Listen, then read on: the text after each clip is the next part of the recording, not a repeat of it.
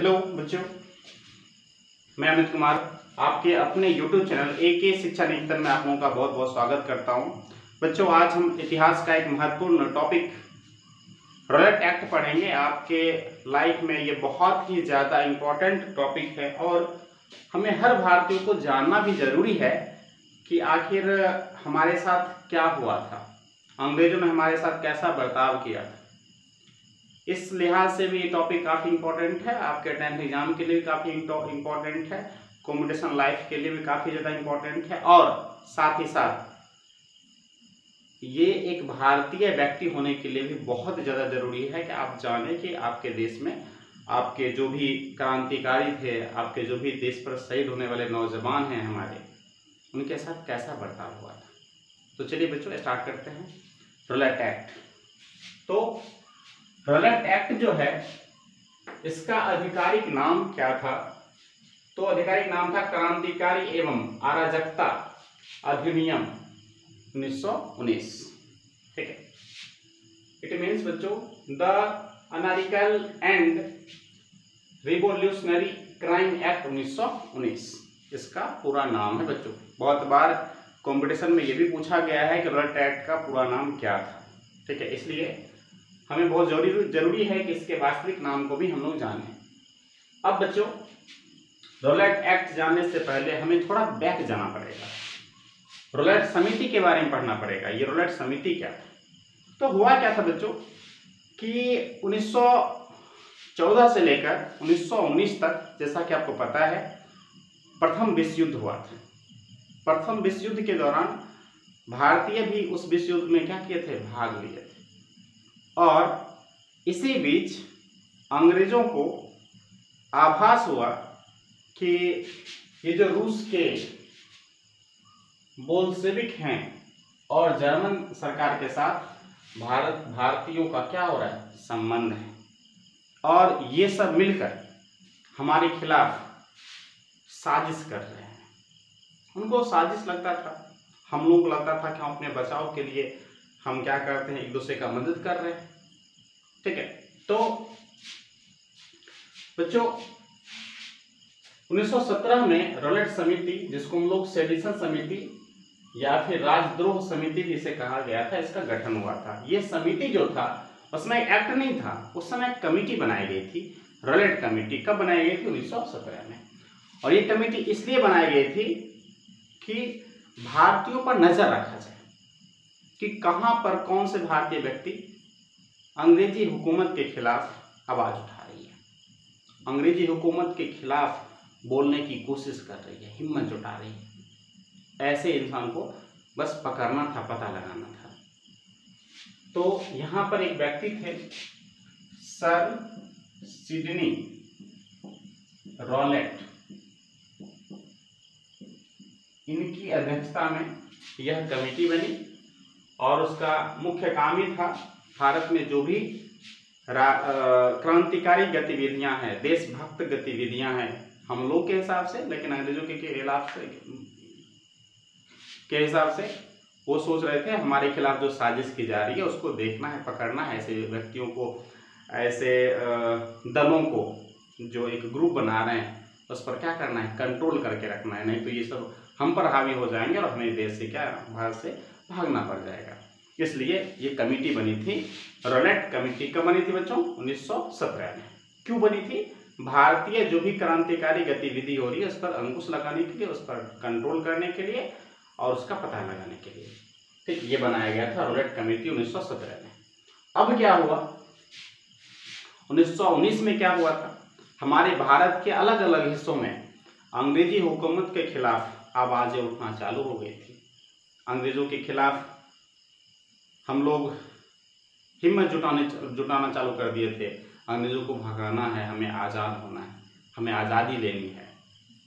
ठीक है, तो अंग्रेजों को लगा कि फिर से 1857 वाली बात हो सकती है, ये सब फिर से हम पर हावी हो जाएंगे और फिर ठीक है, हमें यहाँ से भागने तक की नौबत आ जाएगी, बहुत बड़ी प्रॉब्लम क्रिएट हो जाएगी।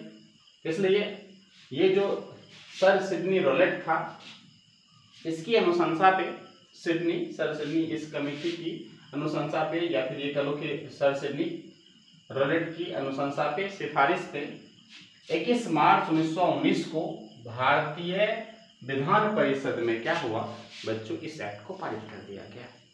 फिर से सुनिए क्या हुआ, सर सिडनी रोलेट ने आग्रह किया और जाके भारतीय विधान परिषद में क्या किया, इस एक्ट को पारित कर दिया 21 मार्च 1919 को। यही दिन एक तरह से कह सकते हो कि भारतीयों के लिए बहुत ज्यादा दुखदायी दिन था, क्योंकि ये ऐसा एक्ट था जिसके पारित होते ही अंग्रेजी ब्रिटिश सरकार को बहुत सारी अधिकारें प्राप्त हो गई थी। वो अधिकारें क्या थी, आइए देखते हैं। किसी भी भारतीय व्यक्ति को केवल संदेह के आधार पे, अगर शक हो गया नहीं कि आप सरकार के खिलाफ, अंग्रेजी हुकूमत के खिलाफ कुछ बोल रहे हो, साजिश कर रहे हो, ग्रुप बना रहे हो, ठीक है, तो सिर्फ संदेह उसको हो गया तो वो क्या करेगा, उसी आधार पे, संदेह के आधार पे, शक के आधार पे ही आपको क्या करेगा, ठीक है, बिना वारंट दिए। अभी तो क्या होता है, जब भी आपको गिरफ्तार करने के लिए ना पुलिस आती है तो आपको क्या करती है, पहले वारंट आपके घर पे भेज देती है, क्या आपके ऊपर ये केस हुआ है और आपको गिरफ्तार किया जा सकता है, आपको जानकारी दे दी जाती है, इसको हम लोग वारंट कहते हैं।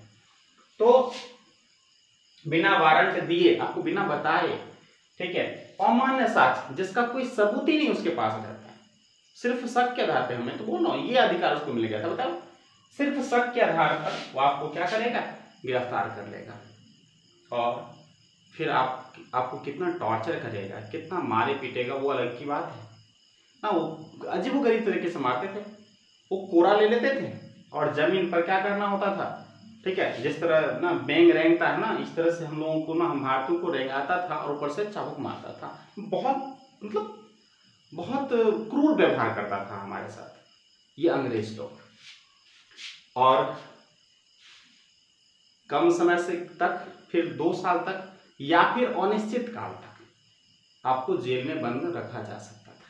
इतना ही नहीं, जेल में बंद रख ना कर दे तो उतना दिक्कत नहीं होता था हम भारतीयों को, जितना दिक्कत तब होता था जब वो देश निकाला, राज निकाला कर देता था, हमें हमारे देश से विदेश भेज दिया जाता था। अब देखो यहाँ इसलिए हम लोगों को ज्यादा दुख होता था, हम भारतीयों को बहुत दुख होता था, क्योंकि हम लोग अगर शहीद भी होना चाहते थे ना, अपने देश में शहीद होना चाहते थे, अगर हम मर भी जाए अपने देश के लिए ना, हम हमारे जो भी शहीद हुए हैं हमारे देश पर, न्यौछावर किए ना, अपने जान को न्यौछावर कर दिए, अपना सर्वस्व न्यौछावर कर दिए हैं, उन्हें इस बात का जरा सा भी कष्ट नहीं था कि हम मर रहे हैं, देश के लिए शहीद हो रहे हैं।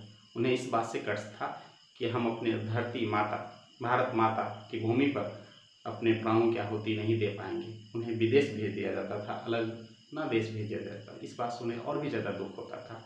ये सारा कुछ रोलेट एक्ट में किया जाता था। अब देखो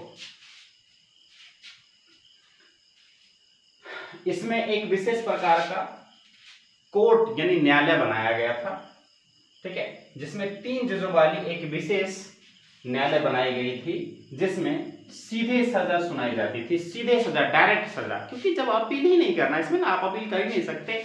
आपको ना, आप अब देखो होता क्या है कि आजकल के समय में अगर आपको पुलिस क्या करती है, सबसे पहले तो वारंट देगी, अगर आपको गिरफ्तार कर भी लेती है तो 2 दिन के अंदर उसकी पेशी होनी है, ठीक है, वहां पे जाके, ठीक है, अदालत में पेश किया जाएगा और वहां पर, ठीक है, वहां पे ठीक है वकील होगा, वो इस बात की पुष्टि करेगा, ठीक है, कि ये सच में गुनहगार है या नहीं है। वो कोर्ट का काम है आपको गुनहगार साबित करना, ठीक है, वहाँ पे जो भी गवाह के आधार पर आप अगर गुनहगार हो तो फिर आपको जेल होगी, गुनहगार नहीं हो तो आपको फिर वहाँ से छोड़ दी जाती है।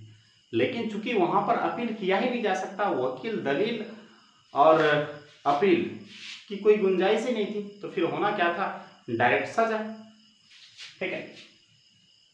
तो फिर वहां पे क्या होता था, चूंकि वकील आप रख नहीं सकते, अपील आप कर नहीं सकते, अपने बचाव के लिए कुछ नहीं कर सकते, तो फिर सजा ही थी, उसके हाथ में था, ठीक है, ये सारा अधिकार उसको मिल रखा था। तो वो क्या करता था, सीधे सजा सुना देता था हम भारतीयों को, ऐसे मामले कोर्ट तक पहुंचते ही नहीं थे। ये सिर्फ एक विशेष न्यायालय जो बनाई गई थी उसी में मामला निपट जाता था। रॉलेट एक्ट का विरोध हुआ बच्चों, जैसा कि इतने ना बुरे कानून हम पर थोपे गए थे तो विरोध तो होना था ही।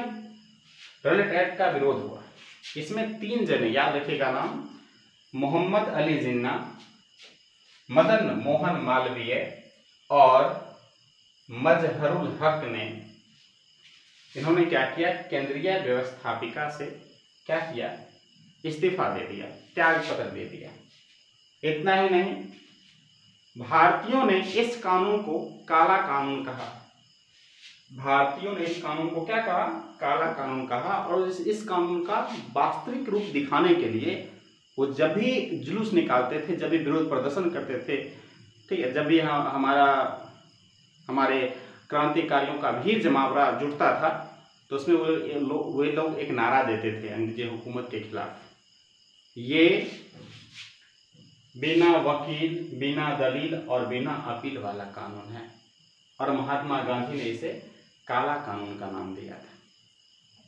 ठीक है बच्चों, तो फिर अगले स्लाइड पे हम आपको बताएंगे कि इसके विरोध में किस डेट को क्या हुआ था। बहुत इंपॉर्टेंट डेट आने वाली है, क्योंकि आगे 6 तारीख को हमारे महात्मा गांधी जी ने क्या किया, देशव्यापी हड़ताल बुलाया। पूरे देश में कहा कि आप लोग एक काम करें, हम जीतेंगे, हम अंग्रेजी हुकूमत को हरा देंगे, लेकिन हमें शांतिपूर्वक अहिंसक विरोध करना है। किसी तरह का दंगा फसाद, किसी प्रकार की हिंसा पे हमें नहीं उतरना है। और 6 अप्रैल को उन्होंने, 6 अप्रैल को महात्मा गांधी जी ने देशव्यापी हड़ताल की घोषणा की थी कि 6 अप्रैल को किया जाएगा। लेकिन आगे कुछ ऐसी घटना होती है जो ये शांतिपूर्वक जो हमारा विरोध करने की सोच थी हमारे महात्मा गांधी राष्ट्रपिता की, वो असफल हो जाती है और मामला इतनी बिगड़ जाती है कि हमारे देश में अंग्रेज क्या करता है, मार्शल लॉ लगा देता है, सैनिक रूल, जिसमें आप भीड़ जमा नहीं कर सकते हैं, 4 जने या 2 जने इकट्ठा नहीं हो सकते हैं। ये सब कुछ होगा, अगले स्लाइड में हम बताएंगे। तब तक आप क्या करें, इसका एक स्क्रीनशॉट ले लें। ठीक है,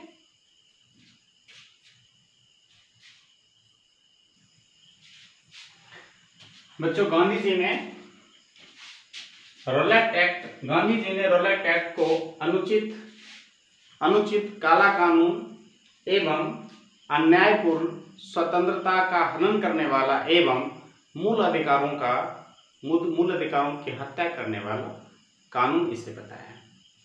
रॉलेट एक्ट को गांधी जी ने क्या कहा, याद करो, उन्होंने कहा ये काला कानून है, ये अन्यायपूर्ण है, ठीक है, अनुचित है, लोगों की स्वतंत्रता का हनन करने वाला है एवं मूल अधिकारों की हत्या करने वाला ये कानून है। ऐसा किसने कहा, गांधी जी ने कहा। इसलिए उन्होंने कहा, लोगों से अपील किया कि हम लोग क्या करेंगे, सत्याग्रह करेंगे, शांतिपूर्वक विरोध प्रदर्शन करेंगे, किसी तरह का हिंसा नहीं करना है। इसलिए गांधी जी ने 6 अप्रैल को देशव्यापी पूरे देश में अंग्रेज के इस काला कानून रॉलेट एक्ट के विरोध में प्रदर्शन करने के लिए कहा, शांतिपूर्वक विरोध करने के लिए कहा। तो 6 अप्रैल को देशव्यापी हड़ताल होना था, लेकिन कन्फ्यूजन की वजह से, गलतफहमी की वजह से यह 6 अप्रैल को नहीं हो सका। और देखो अब क्या हो गया, क्या से क्या हो गया। गांधी जी क्या चाहते थे, शांतिपूर्वक हम लोग विरोध प्रदर्शन करेंगे, लेकिन यहाँ ये इतना तनाव का माहौल था ना उस वक्त कि ये शांतिपूर्वक जो हम लोग करना चाहते थे वो एक हिंसात्मक घटनाक्रम के रूप में बदल गया।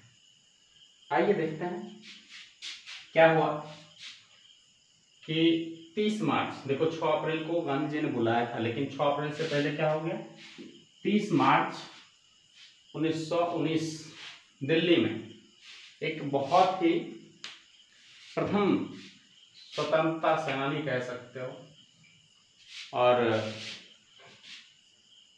मार्गदर्शक स्वामी श्रद्धानंद ने कर मत दो आंदोलन चलाया। लगभग रख लो ना कि 20-25 हजार की एक भीड़ दिल्ली में चांदनी चौक घंटा घर की तरफ बढ़ रहा था।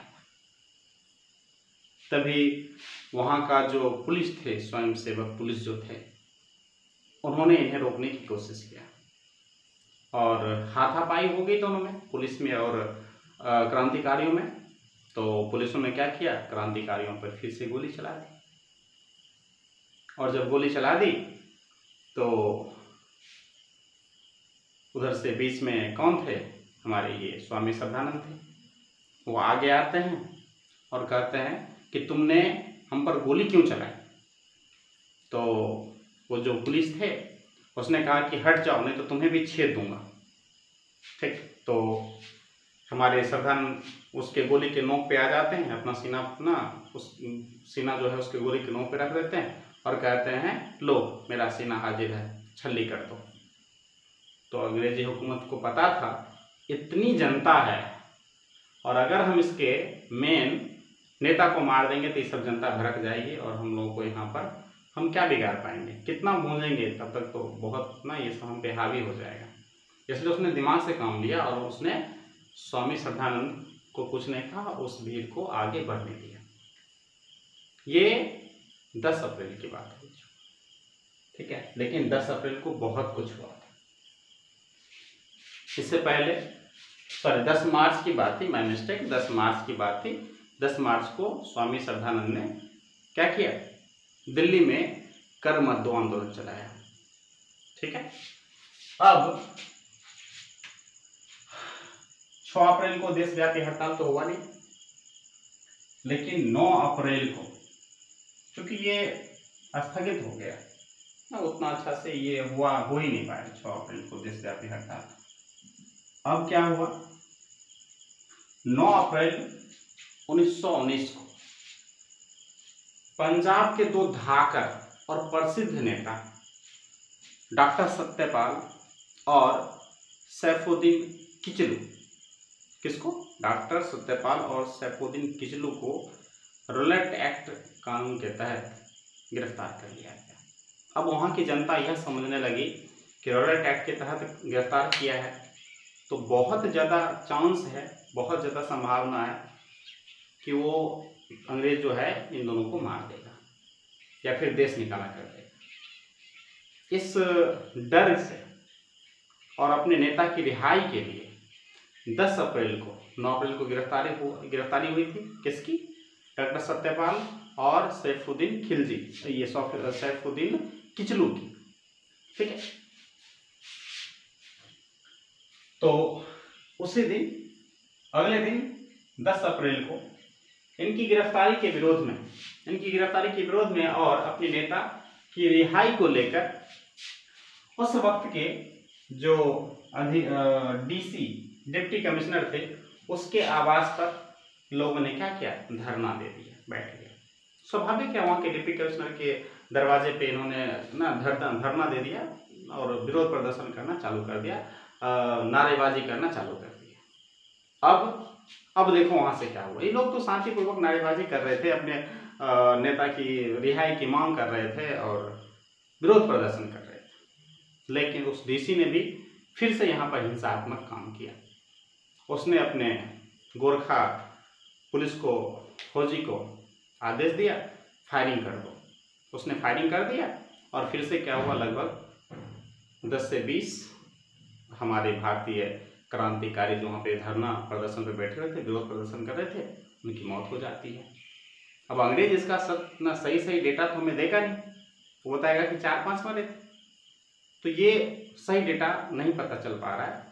तो तकरीबन 10 से 20 लोग मारे गए हमारे। अब वो भीड़ अब और भी ज़्यादा आक्रोशित हो गई, वो अपने नेता की रिहाई के लिए आया था, विरोध प्रदर्शन, शांतिपूर्वक विरोध प्रदर्शन कर रहा था और उस पर गोलियां चला दी गई। तो उसमें जो भी गर्म दल के व्यक्ति थे उनसे नहीं रहा गया और उसने क्या किया, उस डीसी के आवास में आग लगा दी, आगजनी कर दी, उस बिल्डिंग में ही आग लगा दी।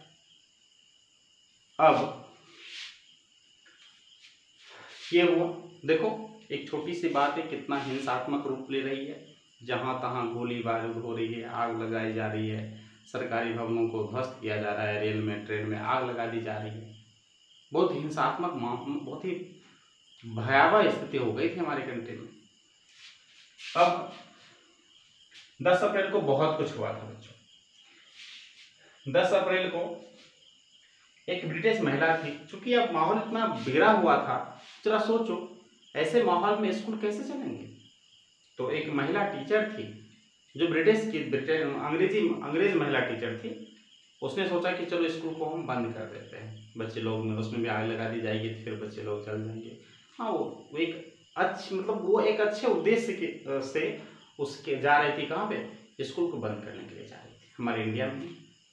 लेकिन मामला इतना तनाव वाला था ना, इतना ज़्यादा मामला बिगड़ चुका था कि इंडियन लोगों को बस अंग्रेज दिख जाए तो फिर खून खौल जाता था। यही रीजन है कि ये महिला जो एक टीचर थी, स्कूल को बंद करने के उद्देश्य से जा रही थी, उस पर एक भीड़ ने क्या किया, धावा बोल दिया। उसको साइकिल पे सवार वो जा रही थी, उसको गिरा दिया गया, लात से मारा गया, उसके कपड़े वगैरह थोड़े फट गए, जो नहीं होना चाहिए था। यहाँ पे हमारे भारतीयों से चूक हुई, गलती हुई, क्योंकि हमारे भारतीयों की ऐसी नेचर नहीं थी, और खास करके वो महिलाओं पर तो हाथ नहीं उठाते थे। लेकिन यहाँ पे उनसे गलती हुई, तनाव की स्थिति थी, गलती हुई जो नहीं होनी चाहिए। इस बात का एक चौधरी थे, उन्होंने विरोध भी किया। उनके बेटा ना चौधरी अपने घर पे उस महिला को ले जाते हैं और उसका इलाज थोड़ा बहुत मरहम पट्टी कर रहे थे।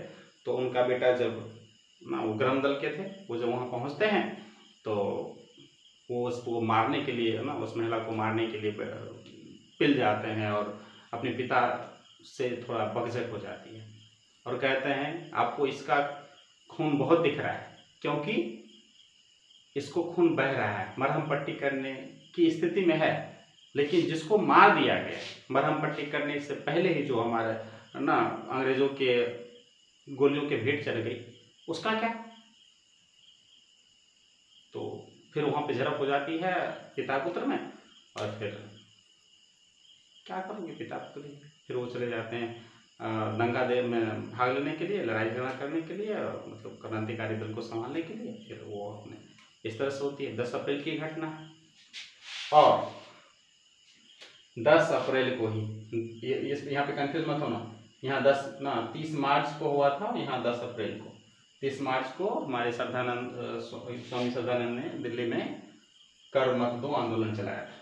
और 10 अप्रैल को देखो 3 घटना हुआ। 10 अप्रैल को 9 अप्रैल को सत्यपाल और किचलू गिरफ्तार हुए थे। 10 अप्रैल को डीसी के घर पर हमारे भारतीयों ने क्या किया था, सत्यपाल और किचलू के रिहाई के लिए धरना प्रदर्शन पे बैठे थे। डीसी के भवन के सामने जुलूस ना, वो धरना प्रदर्शन पे।